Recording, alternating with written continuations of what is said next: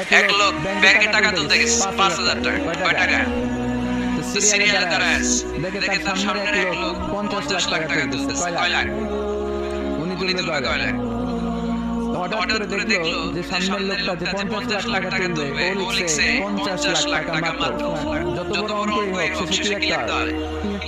তো ক্যাশের মধ্যে লিখছে চেকের মধ্যে যে ৫০ লক্ষ টাকা মাত্র। ৫০ লক্ষ টাকা মাত্র। তো তারপর ওর চেক নিয়ে ও ক্যাশ কাউন্টারে দিছে। ক্যাশ কাউন্টার দেখতেছে উনি লিখছে ৫,০০০ টাকা নাই।